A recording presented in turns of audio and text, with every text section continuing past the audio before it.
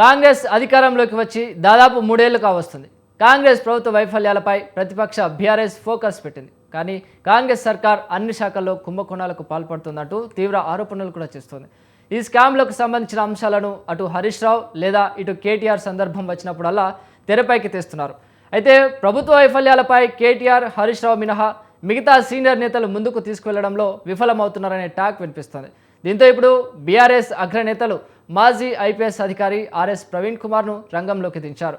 ఇప్పుడు గులాబీ పార్టీలో ఆర్ఎస్పీ కీలక నేతగా మారారు. ఇక కాంగ్రెస్ ప్రభుత్వంతో పాటు అటు బీజేపీ నేతలను టార్గెట్ చేసేందుకు బీఆర్ఎస్ ఆర్ఎస్ ప్రవీణ్ కుమార్తో వరుస ప్రెస్ మీట్లు పెట్టిస్తోంది. దీంతో ఆర్ఎస్ ప్రవీణ్ కుమార్కు అధిష్టానం ఎందుకు ప్రియారిటీ ఇస్తుందనేది గులాబీ పార్టీ వర్గాల్లో చర్చ జరుగుతోంది.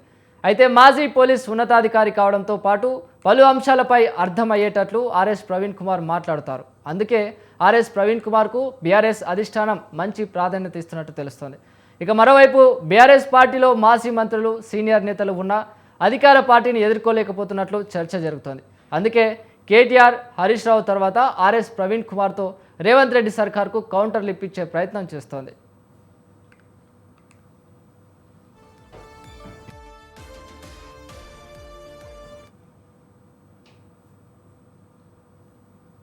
ఇక ఆర్ఎస్ ప్రవీణ్ కుమార్ ఐపీఎస్ ఉద్యోగానికి రాజీనామా చేసి రాజకీయాల్లోకి వచ్చారు. అంతకుముందు గురుకులాలకు సెక్రటరీగా పనిచేశారు. 2023 అసెంబ్లీ ఎన్నికల ముందు పొలిటికల్ ఎంట్రీ ఇచ్చారు. బీఎస్పీలో చేరి రాష్ట్ర అధ్యక్షుడు అయ్యారు.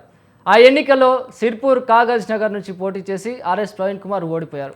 ఇక బీఎస్పీలో ఉన్న సమయంలో బీఆర్ఎస్ పార్టీ కేసీఆర్, కేటీఆర్ పైన ఆరోపణలు చేశారు. 2024 లోక్సభ ఎన్నికల సందర్భంగా బీఆర్ఎస్ పార్టీతో పొత్తు పెట్టుకోవాలని భావించారు. కేసీఆర్తో చర్చలు సైతం కూడా జరిపారు. కానీ మాయావతి ఒప్పుకోలేదు.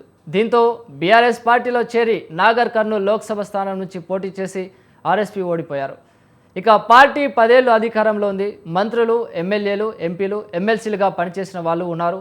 అదే సమయంలో కాంగ్రెస్, బీఆర్ఎస్ పార్టీపై చేసే ఆరోపణలకు గులాబీ అధిష్టానం నుంచి ఆదేశాలు వస్తే తప్ప సీనియర్లు కౌంటర్లు ఇవ్వడం లేదు.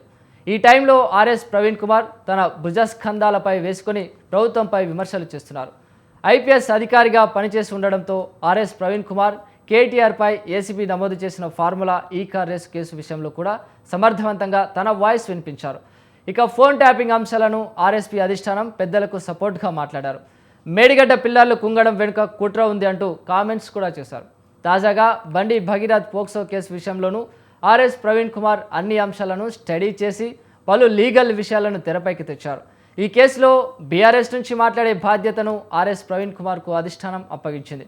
ఇవే కాకుండా ప్రభుత్వ శాఖల్లో పలు టెండర్లలో అవినీతి జరుగుతుందనే విషయాన్ని ఆర్ఎస్ ప్రవీణ్ కుమార్ బయటపెడుతున్నారు.